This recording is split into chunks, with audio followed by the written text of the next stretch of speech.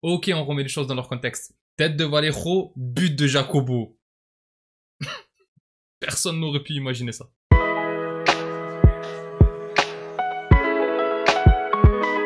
Salut mes madrilènes, salut mes merengues, salut mes galactiques, j'espère que vous allez tous très bien. Victoire 2-1 du Real Madrid au bout du temps additionnel. Maintenant on connaît, hein, on le fait assez souvent. Et c'était vraiment chaud hier soir. Bon, contrairement à d'habitude, le débrief sort le lendemain. C'est pas habituel, mais bon, il fallait que je fasse autre chose. Donc désolé, ça arrive quand ça arrive. Et bon, du coup, victoire du Real Madrid après avoir été mené pendant pratiquement toute la rencontre, puisque Mbappé égalise un tout petit peu après l'heure de jeu. Et franchement, déjà à ce moment-là, c'était presque un truc hors du commun, hein, parce que on avait les occasions, il n'y a pas de problème, on avait les occasions. D'ailleurs, il y a beaucoup de choses à dire. On va reparler de Hendrik, on va reparler de tous les jeunes qui ont été mis en place hier, parce que il y a pas mal d'absences en fin de saison. Et d'ailleurs, le match qui arrivera contre Séville, heureusement, on va récupérer Tchouaméni. Il y aura au moins ça de bon. Mais en tout cas, les gars, c'était chaud comme pas possible. Alors, les 3 matchs contre Mallorca n'ont pas été faciles. Le premier match, le match aller, ça a été un match nul, un partout, qui a été assez compliqué, avec une égalisation, je crois, en plus, de Rodrigo, qui a fait que tu as réussi à t'en sortir un partout à l'extérieur. Le match en Supercoupe d'Espagne, ben, c'était une victoire 3-0 avec un excellent Bellingham. Une première mi-temps où franchement, on leur a roulé dessus. Malheureusement, devant, il n'y avait pas d'idée. Forcément, ben, on marquait pas de toute façon. C'était une période où c'était très dur d'avoir des occasions alors que pourtant tu avais la domination, hein, tu avais le ballon. Le milieu à ce moment-là avait réussi à créer un petit peu de jeu. Il me semble que c'était le moment où Ceballos pétait un petit peu le feu. Donc ça allait plutôt pas trop mal. Et le match d'hier, où mine de rien, alors c'est un match où certes, ce n'était pas extrêmement dangereux, Mallorca, on va pas se mentir, ils ont marqué très vite dans la rencontre. Puis après, on a vu déjà début de deuxième période, on a vu que leur but c'était de garder cet avantage au score. Donc deuxième période à sens unique, hein, totalement pour le Real Madrid, et encore plus après le but et l'égalisation de Mbappé. Très joli but, hein, avec une passe de Modric, entrée de surface qu'il arrive à envoyer à Mbappé, qui arrive à s'extirper de 3 joueurs pour enrouler, frapper fort premier poteau, comme il faisait un petit peu avec le PSG.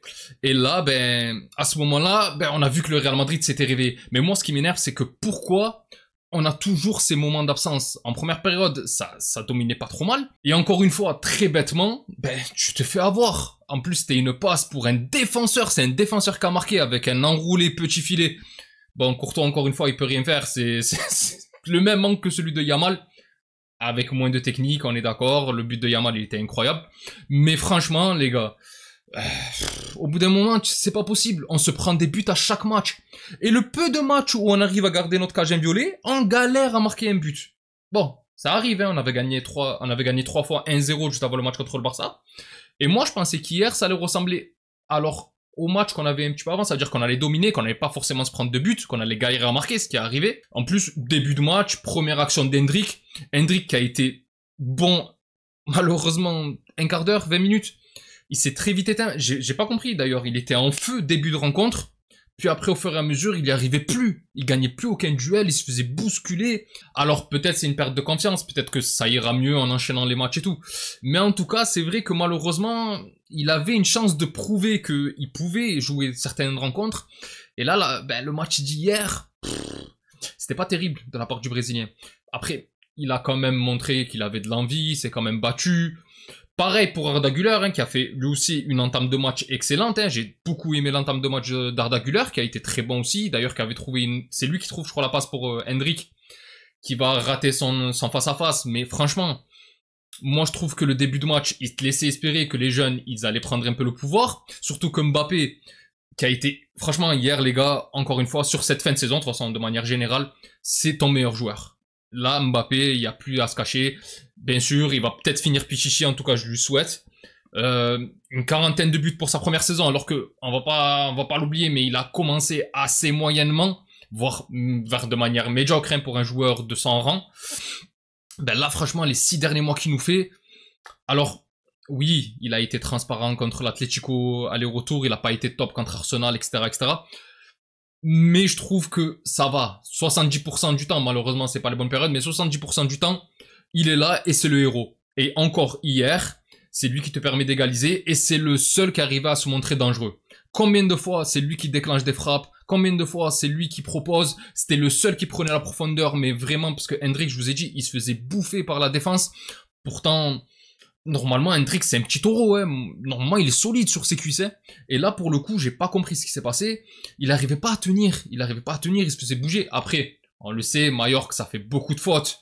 D'ailleurs, l'arbitre n'a pas sifflé énormément, alors qu'il y en avait certaines qui étaient flagrantes, mais bon.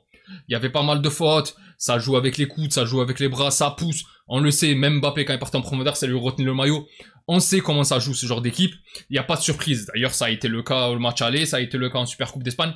Il n'y a pas de surprise dans ce genre de match. Je répète qu'en plus, Mallorca, eux, ont une place en Europa League ou en Conference League à aller chercher. Donc, ils jouaient un petit peu plus avec de l'envie que nous. Nous, c'était juste pour finir la saison en beauté, terminer deuxième, s'essuyer les mains et passer à la coupe du monde des clubs. Mais c'est vrai que, malheureusement, hier, ça m'a énervé de voir Mallorca un petit peu rageux sur les duels, alors que nous, on avait Bellingham, qui est, franchement, Bellingham, c'est lui qui se bat toujours. Et d'ailleurs, le problème, c'est que Bellingham, moi, je trouve qu'il a fait un très bon match dans l'envie, dans le travail. Malheureusement, cet excès de vouloir un peu tout faire au milieu, c'est-à-dire défendre, attaquer, avoir le ballon et tout, fait que malheureusement, il a beaucoup de déchets quand il a le ballon. Après, franchement, lui aussi, il va avoir des occasions pas trop mal. En plus, au bout d'un moment, il fait un tir qui aurait pu être le tir sournois, là, où le gardien s'attend à un centre en retrait, où il tire, il essaie de la placer premier poteau. Franchement, c'était très bien joué de sa part. J'ai bien aimé ce petit coup de vis. Il y a eu Modric aussi, qui a envoyé des frappasses, des reprises. Arda Güler, qui avait une magnifique reprise aussi. Valverde aussi, qui a envoyé des menaces. D'ailleurs, j'arrive pas à comprendre comment, je vais me répéter, parce que j'ai l'impression de le dire à chaque débrief, mais j'arrive pas à comprendre comment un joueur avec vraiment une telle qualité de tir fait pour ne pas tirer au moins 5 fois par mi-temps. Ça, j'arrive pas à comprendre. Et franchement, le match qu'il nous fait, encore une fois, là, le gardien de Mallorca, Léo Roman, là, il nous a fait un match, mais je crois que c'est le match de sa vie. Il a sorti le meilleur match de toute sa vie, parce que, franchement, je le répète, hein, mais jusqu'au but de Mbappé, j'avais l'impression qu'on allait jamais marquer. Les reprises, les frappes lointaines de Mbappé, franchement, les occasions, même des cafouillages, ça, il s'en sortait bien. C'était un truc de fou. Hendrick, il a pas de chance, ça tirait au-dessus, quoi. Mais il y avait toujours quelque chose en faveur des Mallorcains. Et c'est vrai que, d'ailleurs, quand on dit c'est des pirates, les gars, c'est vraiment des pirates, hein. Ils ont failli nous la mettre à l'envers. Mais c'est vrai que, franchement, tu te dis pas que ça va être, déjà égalisé, tu te dis que c'est presque chanceux d'avoir pu égaliser. Après, le talent de Mbappé qui fait que lui, s'est jamais arrêté et qui a réussi à marquer, franchement, je le répète, mais le but qu'il te met, il est magnifique. Et en toute fin de rencontre, je voyais que ça a commencé à sortir les titulaires, entre guillemets, Asensio, que ça a commencé à sortir un peu les joueurs comme ça. Et pour faire rentrer Vallejo, pour faire rentrer... déjà, quand on a commencé avec Jacobo, je vais pas vous mentir, toutes mes excuses à Jacobo, parce que moi, le peu de matchs que j'ai vu de lui en Castilla, c'était pas dégueulasse, c'était même très bon. Et les matchs que j'ai vus quand il était en équipe première, j'avais l'impression qu'il allait jamais passer ce palier, en fait. La pression et tout fait que tu arriveras pas. Finalement, le match d'hier, il a pas été incroyable, attention, hein, dans le jeu, c'était pas, il a fait quelques gaffes, quelques glissades, il a perdu quelques duels alors qu'il était devant le ballon et tout, il y a pas de problème. Il a fait 2-3 autres actions où, franchement, c'était plutôt prometteur, hein. Au bout d'un moment, il y a une passe en retrait que veut faire un attaquant mallorcain pour son collègue, là. Je crois que c'était un 3 contre 1 ou un 3 contre 2 qui a été un peu mal géré. Et Jacobo est sur la trajectoire du ballon et arrive à repousser. Franchement, c'était pas mal. Mais c'est vrai que quand j'ai vu Asensio sortir pour faire rentrer Vallejo, je me suis dit, on va finir le match avec Vallejo et Jacobo. Jacobo, appelez-le comme vous voulez, moi je l'appelle Jacobo. Et le truc c'est que, franchement les gars, quand tu termines le match avec Jacobo et Vallejo, tu te dis, il faut pas qu'il y ait de contre. Il faut absolument pas qu'il y ait de contre. Heureusement qu'à ce moment-là, on dominait pas trop mal, parce que je vous l'ai dit, après le but de Mbappé, on leur est tombé dessus, mais c'est à ce moment-là que ça rentrait dedans, mais moi je comprenais pas pourquoi tout le reste du match c'était un petit peu mou, un petit peu... C'est là où il faut que ça rentre dedans. Bref, mais bon, après ça on a vu que Mbappé arrivait à être mieux trouvé, on arrivait à se trouver pas mal d'occasions, eux ils jouaient bloc très bas, de toute façon depuis le début de la deuxième mi-temps c'était comme ça. Après ça ils ont essayé de jouer les contres, et ça a failli marcher parce que Il me semble que juste à la suite du but de Mbappé, il va avoir une occasion, 1 contre 1. Heureusement, Courtois nous fait encore le gros arrêt. Courtois, les gars, cette année, deuxième. Et franchement, c'est grâce à lui. Hein. Si tu as là encore, bon, c'est mort, hein, faut l'oublier le titre. Mais si on arrivait encore à parler du titre jusqu'à la 36e journée, c'est grâce à Courtois. C'est juste, enfin, 35e plutôt, parce que pour moi, c'était mort à partir du match contre Barça. Mais c'est grâce à Courtois. C'est une grande partie grâce à Courtois. On peut aussi mettre les Mbappé sur certains moments, les Vinicius en début de saison, etc., etc. Mais franchement, Courtois, cette année, te permet d'être deuxième. Alors, pour moi, c'est même miraculeux parce que, au vu de l'effectif de l'Atlético et au vu du jeu qu'ils ont réussi à produire par rapport à toi, normalement, ils finissent devant toi, donc c'est déjà pas mal d'être deuxième. Maintenant, au moins, on sait que c'est officiel, tu seras pas troisième, tu finis deuxième.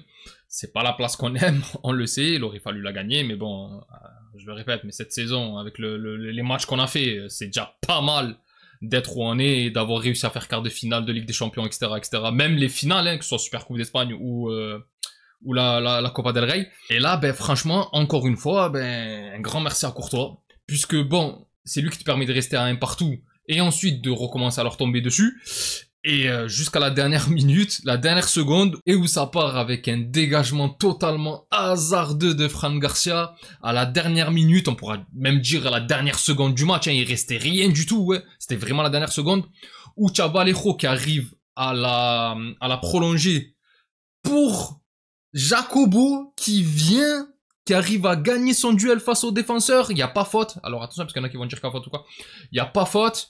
En plus, il y avait l'autre écœurant, la Maffeo, là, qui nous avait mais vraiment cassé les pieds en Super Coupe, qui a voulu se la péter, qui était là, ouais. Et là, sur l'action où il dégage la balle, juste avant que ça arrive sur Fran Garcia, il fait encore ça à ses supporters et tout, genre, ouais, on a réussi et tout. Et tu as Fran Garcia qui dégage le ballon, déviation de Vallejo, et Jacobo, le héros que personne n'attendait, qui vient, qui pousse le ballon dans la cage vide. Et franchement, c'est la belle image. C'est vraiment la belle image de la soirée. En plus, il y a beaucoup de matchs qui sont rentrés. Il y avait le jeune Gonzalo qui était rentré, Gonzalo Garcia qui avait marqué en Coupe d'Espagne, qui est rentré, qui a essayé un petit peu d'apporter. Il y avait, comme j'ai dit, Vallejo, il y avait Jacobo, tu avais les matchs avec Hendrik, Güler, etc. C'était vraiment le match où tu t'attendais à rien, mais tu as eu quand même une super belle image en fin de rencontre. Et ça, pour moi, c'est l'essentiel. Sachant que les matchs qui nous restent, encore une fois, c'est des matchs cacahuètes. Les gagner, il faut toujours les gagner. De toute façon, on reste le Real Madrid, il faudra toujours gagner. Là, il y a Séville qui arrive dimanche. Et franchement, il va falloir qu'on leur mette tarif à eux aussi. Puisque, mine de rien, tant que c'est pas officiel, le Barça aurait pu être officiellement titré champion hier soir. Finalement, il va falloir attendre qu'ils gagnent leur match aujourd'hui. Mais bon, d'un autre côté, ben, tu te dis que là, les matchs qui te restent, tu les gagnes. Tu essayes un peu de leur relancer une bonne dynamique dans cet effectif, avec les blessures qu'il y a et tout, ça va être compliqué. Mais en tout cas, on sait que les jeunes, ils vont avoir les dents, ils vont vouloir se montrer. Là, il va sûrement y avoir encore Hendrik qui sera titulaire. Et à mon avis, il fera un meilleur match. En tout cas, il va vouloir prouver un peu plus. Je le souhaite. Arda Güler devrait rejouer, Bellingham, tout ça. Franchement, il y a de quoi encore, même s'il y a rien à jouer, il y a de quoi encore se régaler un petit peu sur les rencontres. Là, par exemple, hier, mine de rien, même si c'est un match qui compte, entre guillemets, pour rien du tout, il y a quand même de l'émotion. On a quand même c'est ça le Real Madrid, de toute façon, les gars. Jusqu'à la dernière minute, c'est ça qu'on aime. Et là, même quand on a un match comme ça qui vaut pas grand chose, c'est toujours bon, tu vois, ce genre de truc là, ça remet un petit peu de la confiance, ça remet un petit peu les joueurs dans cette dynamique. Et il va le falloir, là, parce que là, la Coupe du Monde des clubs, elle va commencer. Et, les gars, il faut qu'on aille au bout. Peut-être, allez, ça va être difficile, ça va être très difficile. Là, je suis en train de dire un truc qui est quasiment impossible. Avec ce qu'on a vu. Mais on sait jamais, Xabi Alonso va venir, on va avoir le transfert se fera après la Coupe du Monde des clubs, mais en tout cas, on va avoir Xabi Alonso qui va venir, qui va donner un petit discours, peut-être que ça va réveiller un petit peu les attaquants, on sait jamais. On va voir ce que ça peut donner, ça fait, je le répète, mais ça fait de l'argent, on va en avoir besoin pour le mercato, on a bien vu qu'il nous fallait des milieux, qu'il nous fallait des défenseurs, il nous faut des latéraux, donc c'est important, il va falloir vraiment bien jouer cette compétition. Et je trouve que c'est toujours très bien de terminer une saison avec la confiance pour entamer ce genre de compètes qui sont sur du court terme, où il faut être très fort sur le peu comment dire, où il va falloir être très très fort sur les moments forts et tenir sur les moments faibles. Donc franchement, comme on fait, de toute façon, comme on a fait toutes ces dernières années, hein, ça veut dire que le Real sait se replier quand il faut le savoir le faire, et c'est être tueur quand il faut savoir le faire. Et il va falloir le faire dans cette compétition. Enfin bref mes galactiques, c'est tout pour moi concernant ce match et ce débrief. Dites-moi ce que vous en pensez dans les commentaires. Si la vidéo vous a plu, n'hésitez pas à liker et à vous abonner. C'est un soutien très important pour la chaîne et je remercie toutes les personnes qui prennent le temps de le faire. C'est très important et je vous remercie beaucoup. Les gars, on est bientôt à 3000 abonnés. Et franchement, c'est grâce à vous, donc un énorme merci. Pour les autres, on se retrouve pour la vidéo d'avant-match de la rencontre face à Séville qui aura lieu ce dimanche 19h il me semble. C'est un petit peu une horaire différente mais... on va voir. D'ici là, je vous souhaite une excellente journée ou soirée selon l'heure à laquelle vous regardez cette vidéo. Prenez tous soin de vous et encore et toujours, hasta le final, vamos Real!